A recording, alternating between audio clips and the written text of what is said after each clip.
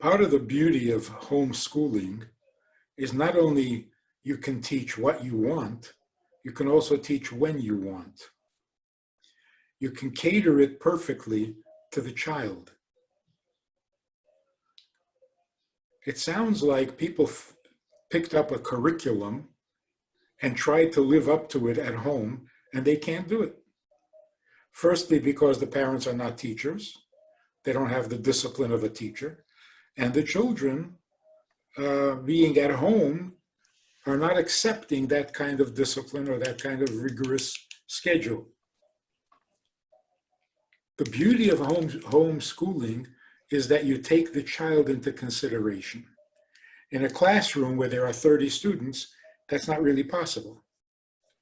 So ease up on the expectations and on the demands, and make the curriculum a little lighter, the schedule a little lighter, maybe more breaks in between. But here's the main goal. The main goal is that the child should learn to enjoy learning. Doesn't matter how much, and it doesn't matter which topic. A child should experience the pleasure of learning, the pleasure of using their mind.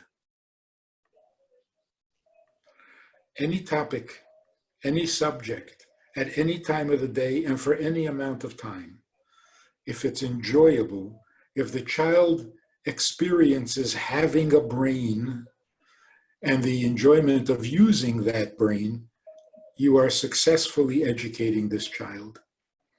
There's plenty of time in life. They're going to have a lot of opportunity to learn this subject or that subject.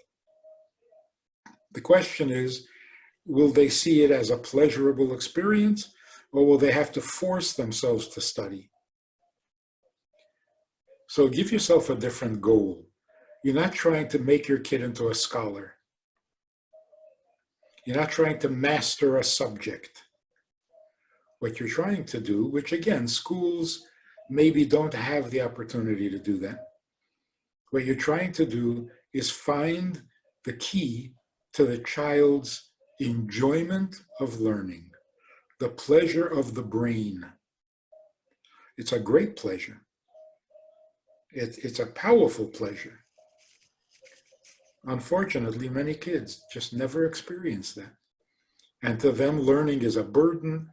It's an unwelcome obligation and responsibility. And if they do it at all, they do it begrudgingly with half their brain.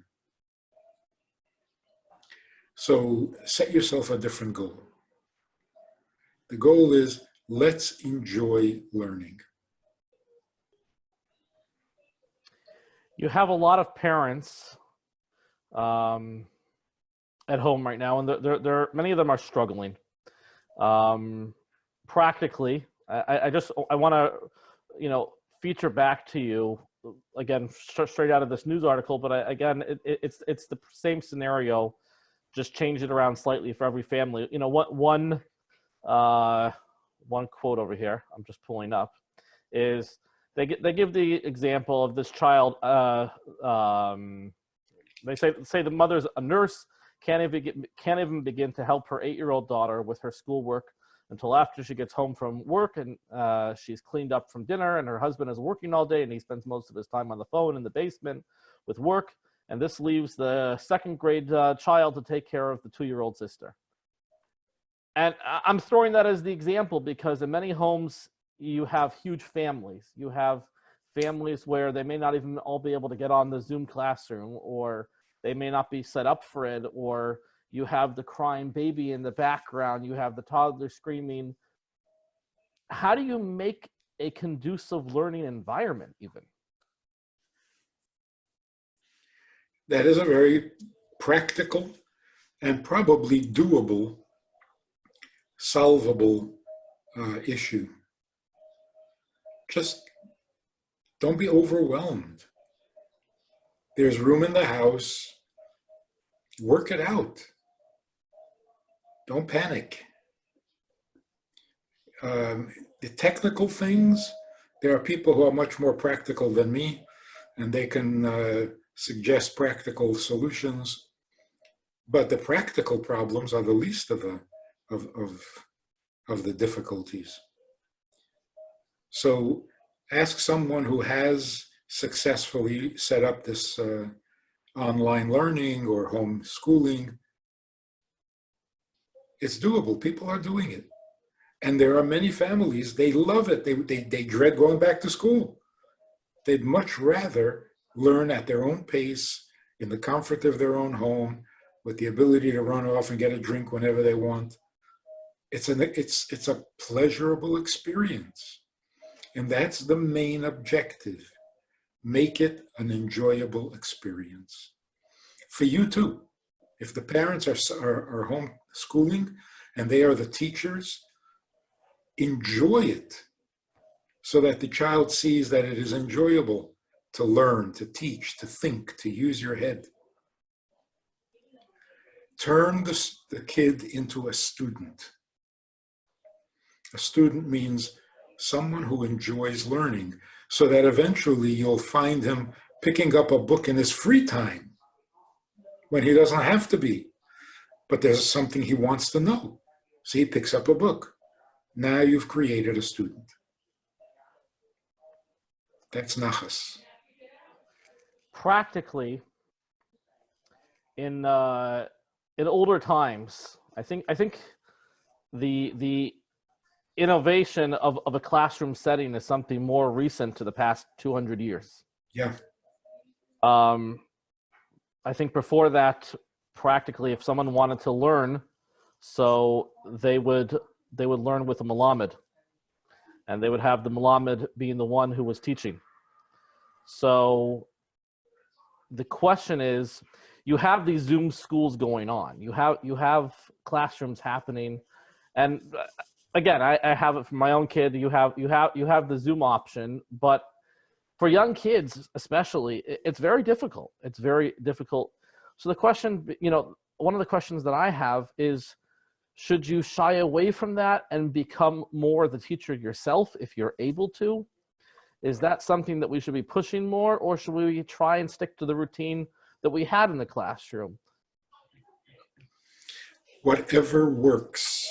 This is the beauty of this whole situation.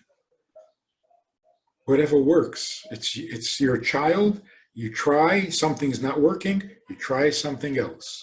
And that's what a school cannot do. So again, even if you have a half hour a day of successful learning, you could be turning your child into a student. From the half hour, it can become an hour. But don't try to fill the day with learning. Fill the day with the enjoyment and the pleasure of learning. There is a value, of course, to discipline. So you can't say, let's learn for as long as you feel like learning. That's too permissive, it's too indulgent. It teaches the child to be narcissistic and lazy. If it's a half hour, then it's exactly a half hour, not less. That's the discipline. Discipline doesn't mean push a person to his limits. Discipline means if it's a half hour, then it's a half hour. If it's an hour, it's an hour. Each child according to his capacity. So don't feel guilty if the child spends only a half hour learning. If that's what the child can enjoy, then let him enjoy it. After a week of that, then you can say, let's make it 45 minutes. Let's add another subject for 15 minutes. Let's read a good story for 15 minutes. Now you've got 45 minutes of concentration, and enjoyable concentration. This is good. Then you can add some more, and that's how you exercise the child's brain. You don't push it beyond endurance.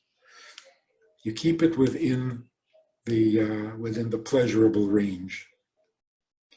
And that's even when a kid was going from learning in a school for 6 hours a day or 7 hours a day, and we're cutting that down to 30 minutes. And a parent shouldn't feel like a failure for that? No, because my suspicion is that when a child spends 5 hours in school, he gets about a half hour of learning, where he's actually paying attention.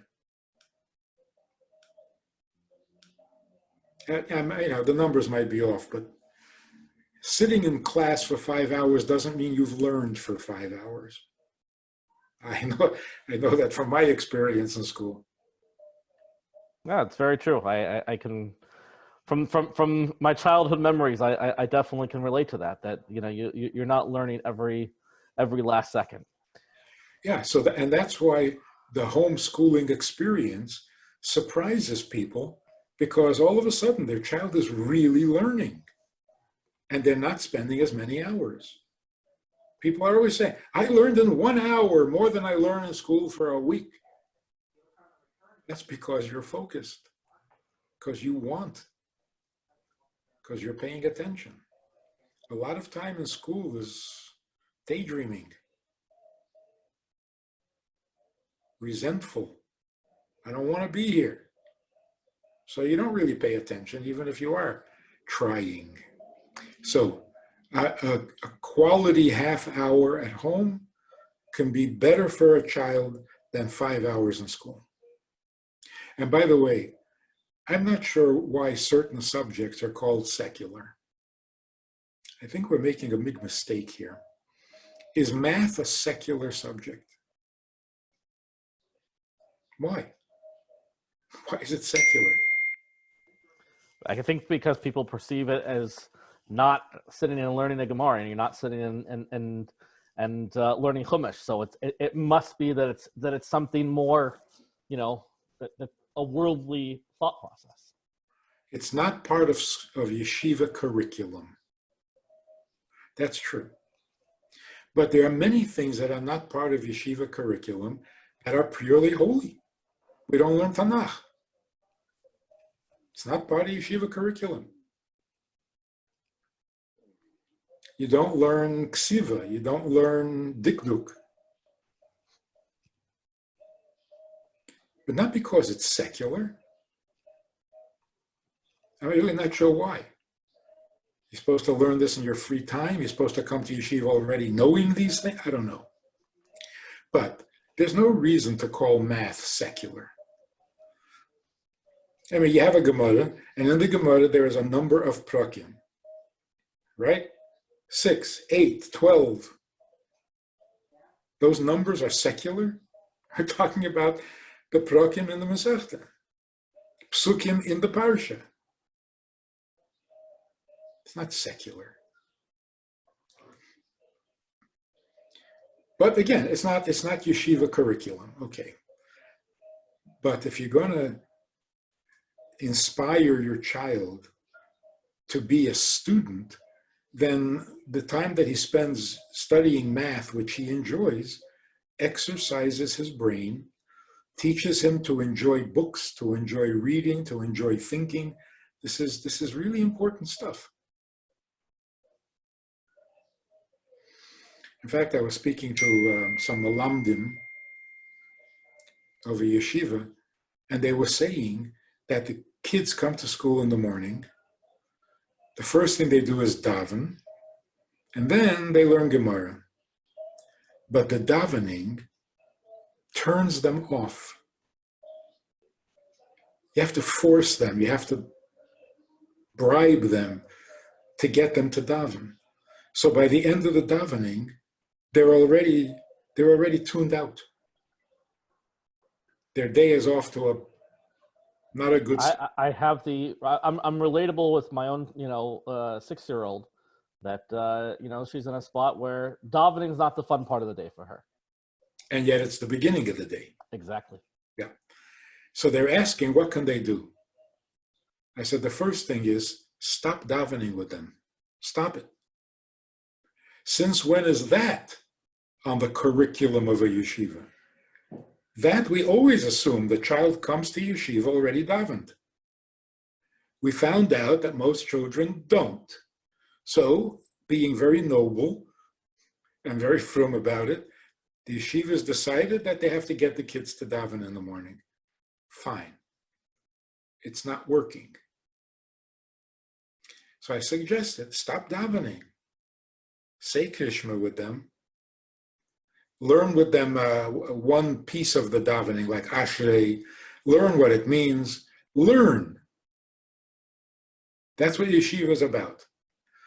They said, what are you talking about? The kids have to learn to daven.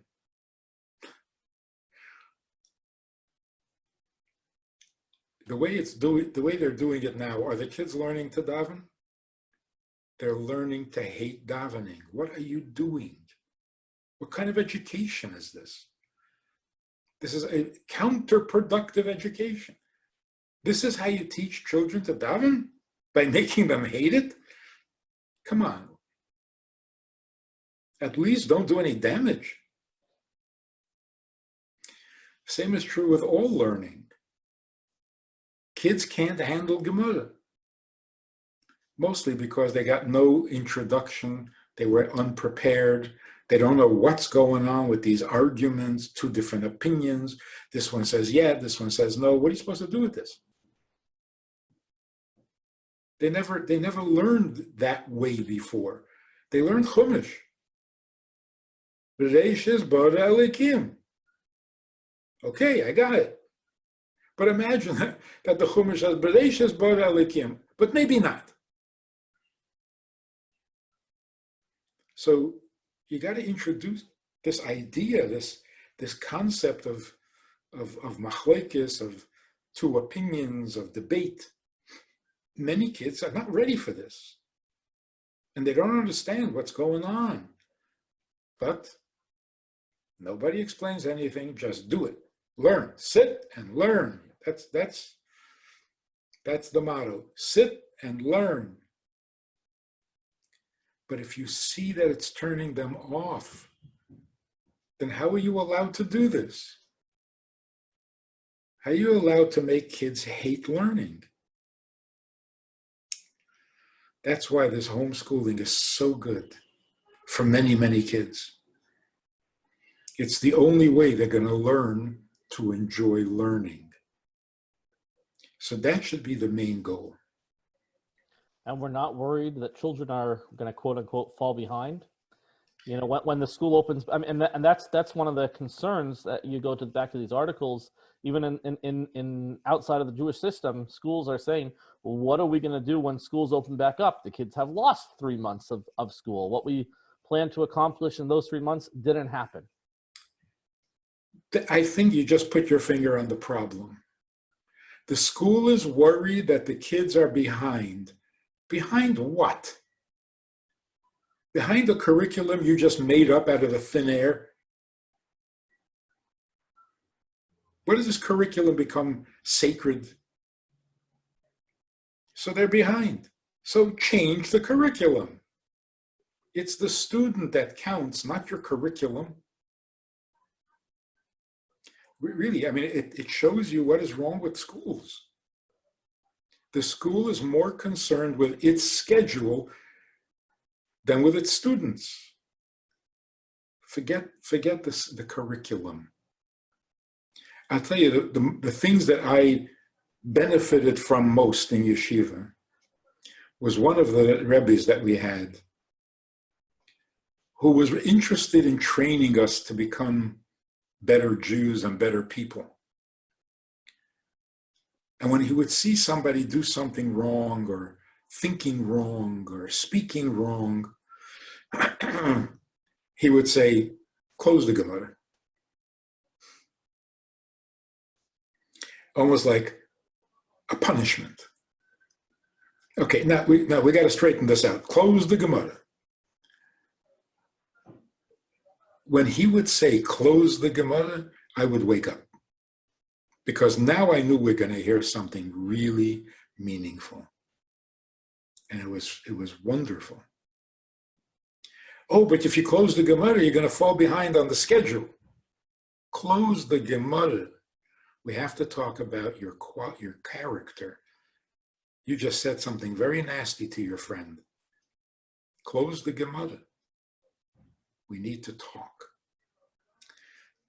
That should be a yeshiva's goal, a yeshiva's purpose. So I was about to say that when kids go back to yeshiva, the yeshivas are going to have to get their act together. Students have a lot to learn while they're home. Yeshivas have a lot to learn too. So I think everybody is going to benefit. It's going to have to be a different kind of learning, a different feel, a different emphasis. You have kids sitting in a classroom hour after hour. Look at them. They're not listening. Their brain cells are dying as you watch. They're wasting away, wasting their time, wasting their brains. Talented kids. And the proof is, when they go to Yeshiva's Kayitz, they're great students. They do have brains. In Yeshiva's Kayitz, they learn very well. What's the secret? The secret is that Yeshiva's Kayitz doesn't have a rigid schedule of learning that has to be accomplished by the end of the summer. It's for the students, and they feel it immediately. So what's the solution? What do schools need to change then? And what can we as parents do at home to make that practical? I don't have all the answers.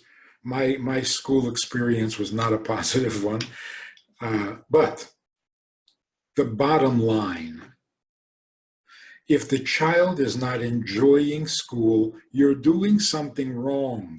Don't blame the child. That's got to be the first rule. If a child dreads coming into your classroom, you're doing something wrong. And yeah, there are some kids in the classroom who do like coming to class. That justifies the rest. Every kid has got to come to school eagerly. School is not a punishment or a prison. So if you notice that there's a child who does not want to be there, this is where you become a teacher. This is what the school should be concerned with. Not how many pages you've covered or how many books you've covered. We all know this. It's so obvious, it's so sensible, but we're stuck in that rut. We were stuck in a rut. And hopefully this has broken that habit. Now we can think clearly again. What is the purpose of chinuch? Start over. Get a better model, a more successful model, a model that children will look back on with nothing but appreciation and pleasure. The best years of their life, the best days of their life. That's what it's got to be. How to do that? You're professionals, you're trained, it's your business, it's your expertise. Find a way. But don't be intimidated by schedule. I think that some people might be intimidated by the fact, I'm just being practical over here on a very simple plane. A third grader who doesn't know their aleph base. Well, what do you do? And I'm asking, do we set up some type of must there be some type of curriculum where we say that's too far behind? Is there a point where we say no, that's not good, or that works? Too far behind what? Behind whom? If it's not age appropriate, 3-year-olds should be able to read. that's a concern. But if it's not keeping up with the other schools in town, that's horrible. Since when do schools work on competition? Even the teacher is intimidated that you're not keeping up with the principal's schedule. Not good. A principal's schedule is just an outline. It's not Teras Moshe.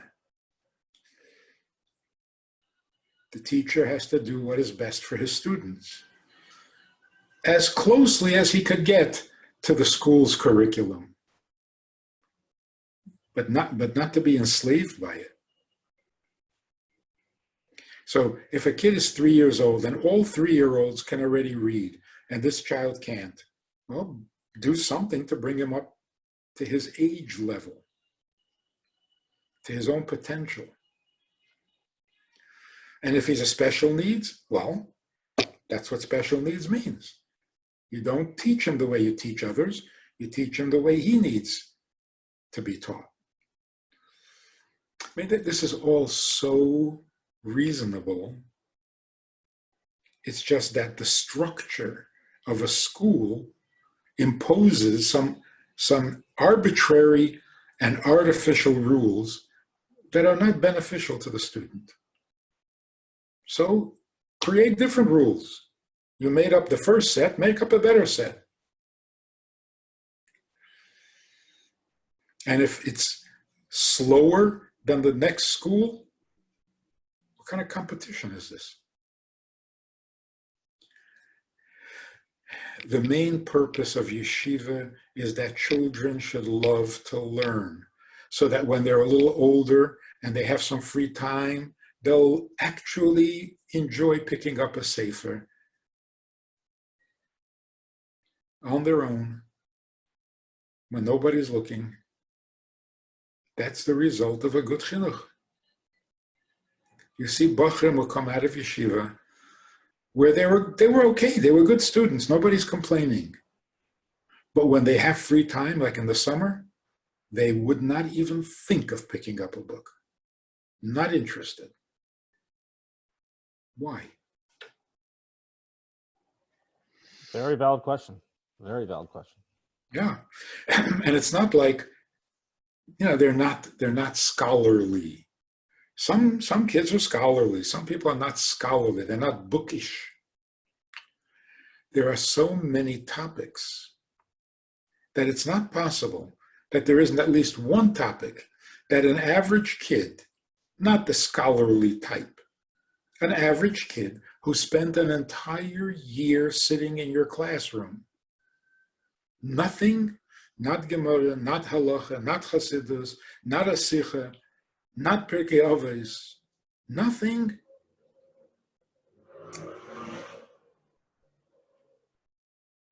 You don't have to be scholarly to love learning.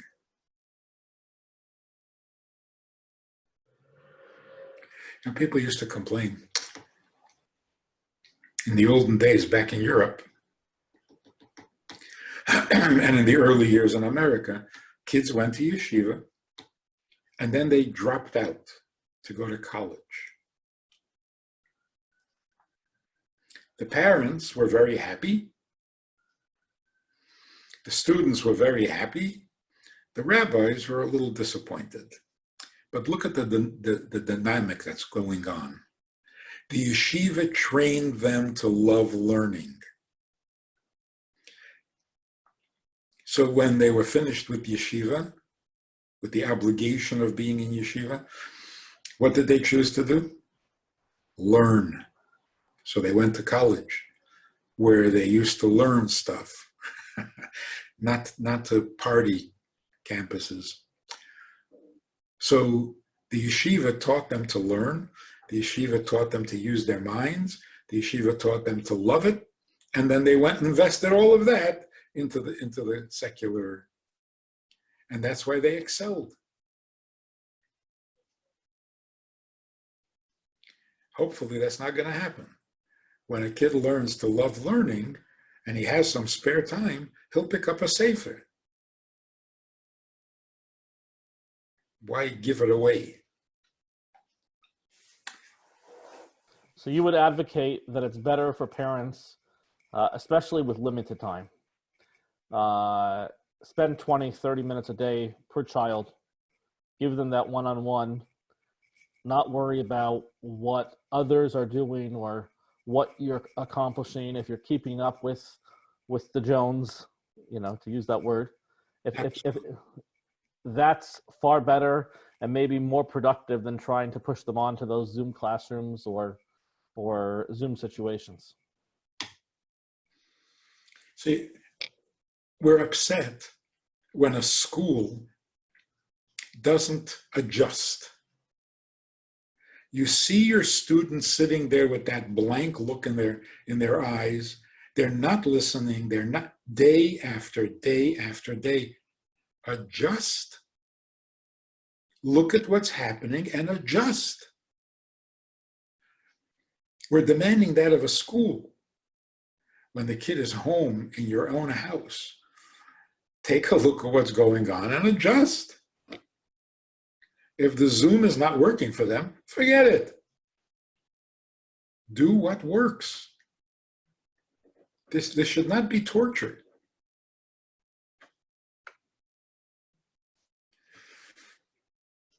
It wouldn't be so bad if you spend the entire time reading stories from Likutei Deburim to your kids, or getting them to read it in English.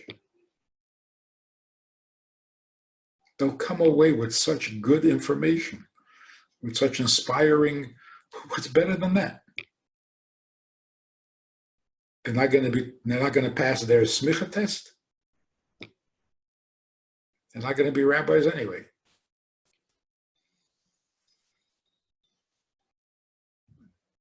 We got to be flexible. These are human lives we're talking about. So do you think that these schools, again, going back to those articles, and you look, it's this county in Georgia said this Friday we're closing up. We're not continuing this online learning. It's too stressful, and that's the news today. Today, this county in Georgia says school year over. This is not working out, and we can't do it. Better no school. That's the news. What should have been reported is the alternative. Did they come up with an alternative? No. Did they say, oh, that's the inflexibility. We have one way of doing it. If it's not working, I quit. That just tells you what's wrong. I tried to get your kid to learn. He doesn't want to learn. I quit. Or it's too stressful. Too stressful. Yes, if you're trying to do something that doesn't work, it becomes stressful, distasteful, destructive. So stop trying what doesn't work.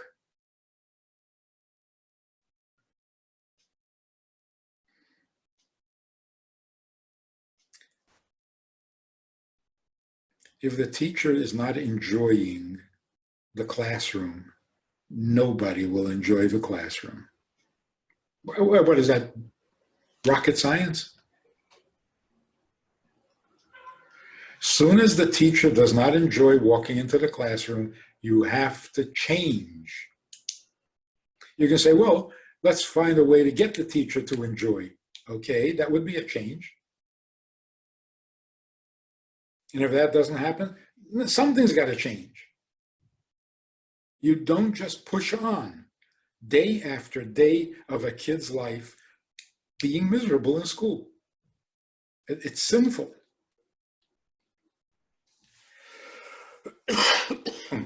But let's not try to change the schools. They'll manage, they'll work it out on their own during this off time.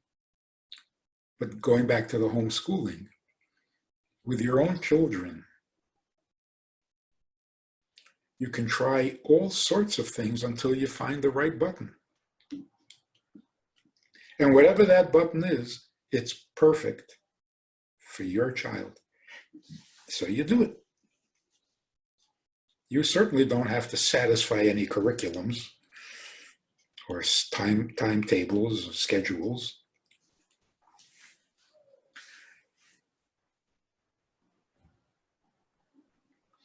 You know, in general, we talk about chinuch. In English, it's called raising children. Interesting expression. You raise them. What does that even mean? You raise corn. You raise cattle. What does it mean to raise children? Feed them and water them on time. What does it mean?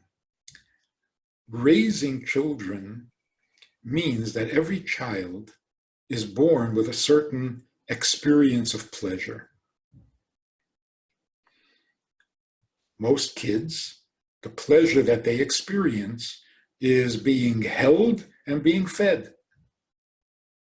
Those are the senses of touch and taste. That's a baby's life.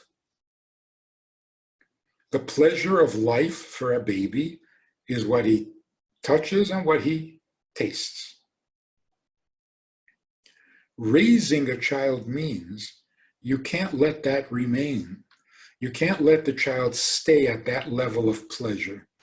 You have to introduce a higher pleasure.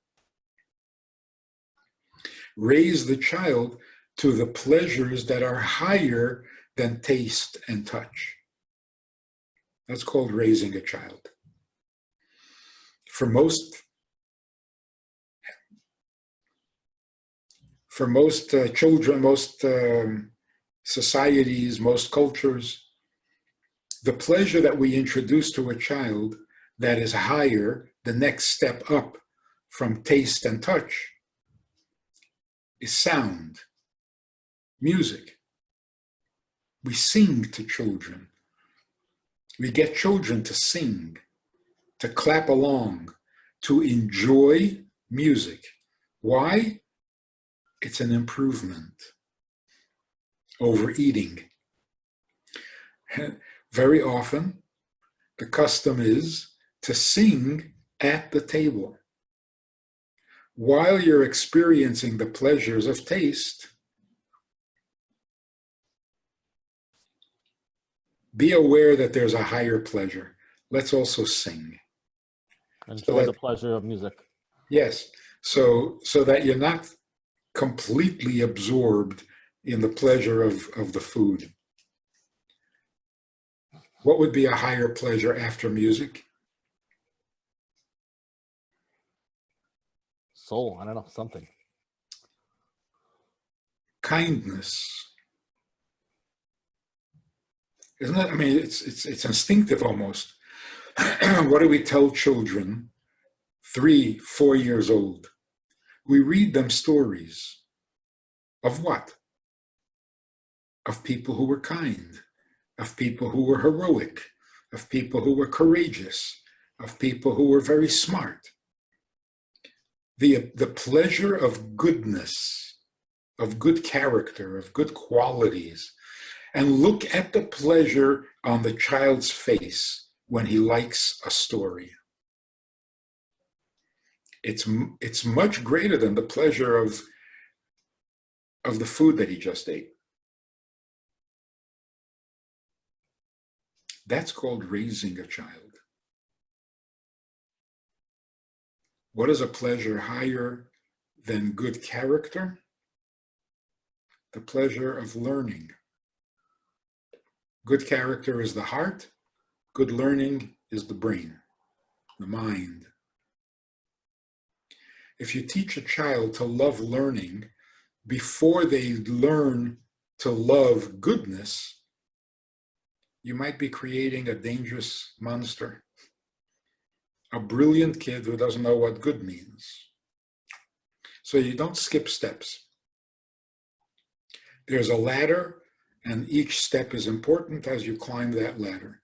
So you go from taste to sound, from sound to feelings, from feelings to intelligence. What's a step above that? 770.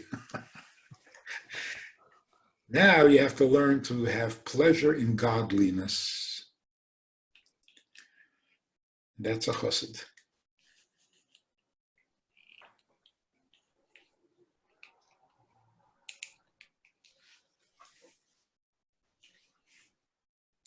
When you read the stories, Likutei Deburim, you get both good quality and pure thinking, learning, and both are pleasurable.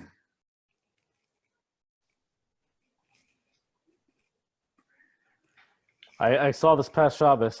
I'm pretty sure it was the Rebbe Marash. You can quote me, not quote me on it, but we know the famous thing that people tell stories of the Baal Shem Tov Motzi Shabbos. I recall being the Rebbe Marash that was adding that that's true, but add in, it doesn't have to be the Baal Shem Tov and it doesn't have to be Motzi Shabbos to add the bracha in your life. And the benefit doesn't have to be wealth. Right? The three lav dafke. Telling a story about the Baal Shem Tov on Motzei Shabbos is a segula to becoming rich. Was it the Rebbe Marash, by the way? I don't know. Oh, okay.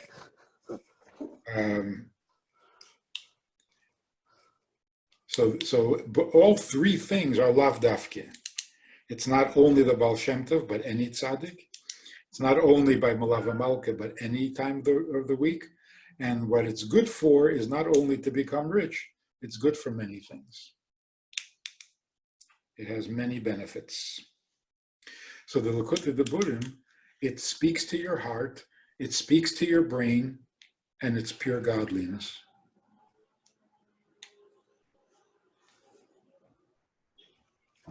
Going back to the conversation, one of the things that I think a lot of people are questionative, or if that's even a word, trying to figure out, and I've heard this from a number of parents, is kids are at home and we're kind of like pushing them to learn whatever which way we're doing. If we're learning with them or if we're doing Zoom, and the kids are looking at us like, hey, it's not the classroom. I don't see the blackboard, and I don't see, what are you gonna give me for learning? And they want a prize. And the question is, should we be, they were going to school just fine. Now they should have an incentive to be learning. Should they be getting an incentive to learn? Should there be a push for that? I think it's perfectly okay to reward the child, but don't wait for the child to ask. Don't make it a trade-off deal. Offer the reward.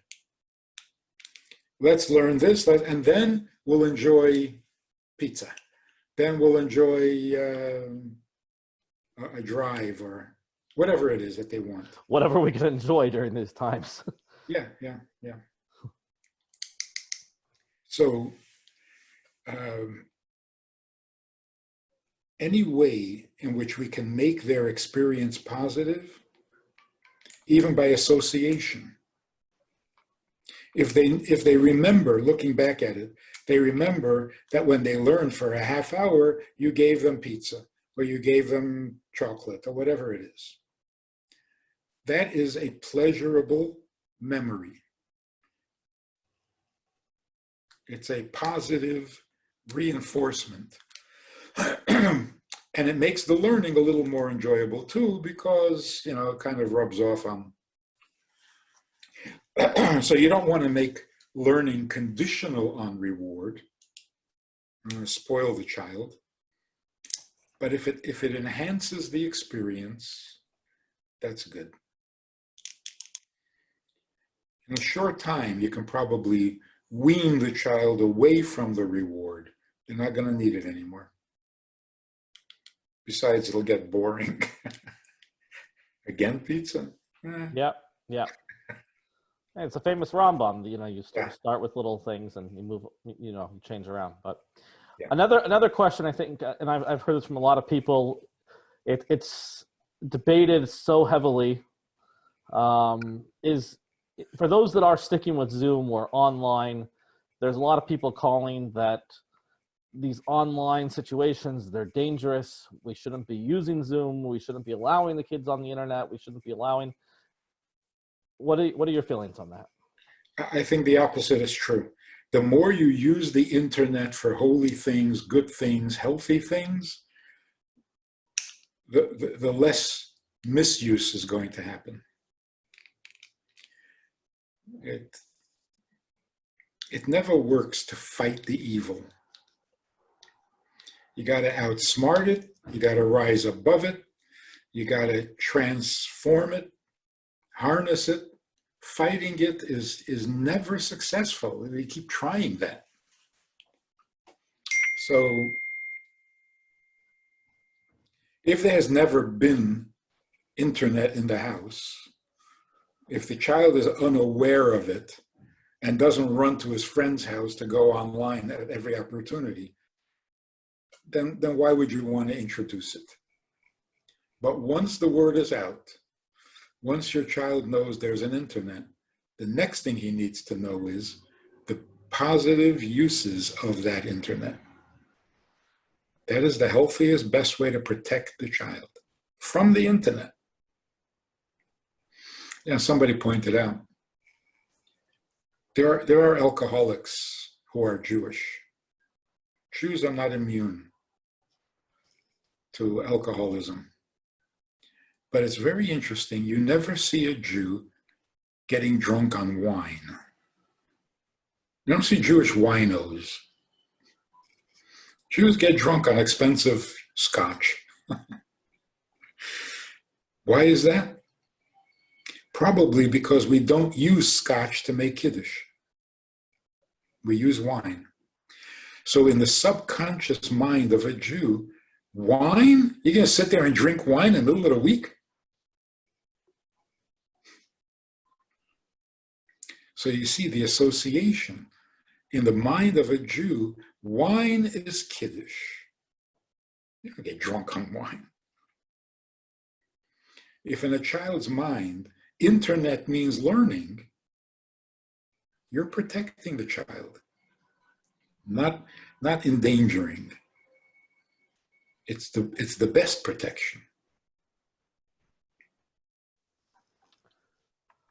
Last question that I had featured over here, written over here, is with everything that's going on in the world, besides for learning, children have a lot of anxiety. They have a lot of questions. They have a lot of,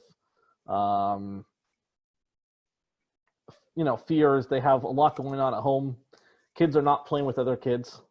My favorite quote I read this morning that I think is relevant to this whole idea is someone's sending this around. I hope they give us 2 weeks notice before they send us back into the world. I think we all need time to become ourselves again. And by ourselves, I mean lose 10 pounds, cut our hair, and get used to not drinking at 9 a.m. And I think, kids are not playing with other kids. They're becoming, they're antisocial. It's craziness what it does to us as adults, and to think children, I have my 2 kids, at home together so much, and they're killing each other. Because, fighting and backing into this toy, that toy. And it's like, usually, one kid can go outside and play with the next kid or run. We don't have that. We're locked up into the houses. We are, it's not, there's no social interaction. The kids are, having their own worries about what's going to be. Families are struggling, financial issues. What do you say to a kid during this time? Well, children shouldn't be aware of your financial struggles. They should be blissfully unaware. It's none of their business.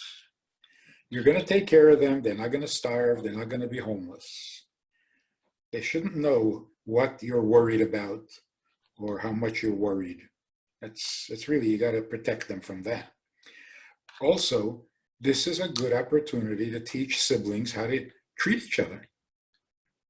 It's not a crisis, it's an opportunity. You're home alone together, you have only these many toys, and there's only so much space. How is this going to work? Let's do it.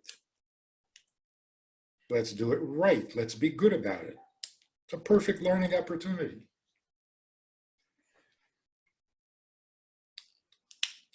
The antisocial, getting used to other children, it'll take 2 days, and they'll be perfectly okay with other children. These are natural instincts. We're not killing our natural instincts. So they'll be a little awkward for a day, and they'll get over it very quickly. I wouldn't worry about that at all. And the fact that they miss their friends, boy, that's a lesson in life. You usually take your friends for granted. So even the fact that they miss them, they miss their grandparents, they miss their cousins, this is good. This is maturity. And we are maturing. If anything, at the very least, we are maturing. I hope we don't waste this opportunity. And the schools and the companies and the marketplace and the government, entertainment, I hope they're maturing too, because they need to. It's a great opportunity. If the question is, what do you tell children about people who are dying? I'm sure they hear the news. People are dying. Even if it's not people they know personally, they pick up this sense of doom, of dread, as if it's out of control. And that is you see it. There's millennial. It shouldn't hit anyone, but you see stories all over the place. Kids saying Kaddish, and it's heart wrenching. Yeah. So even for ourselves, besides concern for our children, we have to be careful in our thinking. Has the world spun out of control? Are people dying left and right because of a virus and a plague? I think we spoke about this last time, huh? Yep. It's a terrible attitude. It's so not kosher. God has lost control. Now people are dying for no reason. They just happened to step into the wrong place for a moment and picked up this thing, and now that's it. They're dying because they didn't wear a mask or they didn't wear gloves. That's punishable by death. Can't think like that. Death is not frivolous, and it's never treated that way by God. No death can happen without a very, very valid reason for that person, for that soul, to leave this world at that time and in that way. Einstein says the laws of nature have to be perfect because God doesn't play dice with the universe. So it guided him. You can't overlook anything in nature. There are no coincidences. Everything has to make sense. Everything has to have a purpose. Everything has to fit together. There's got to be one law that governs the whole universe. Why was he so certain? Because God doesn't play dice with the universe.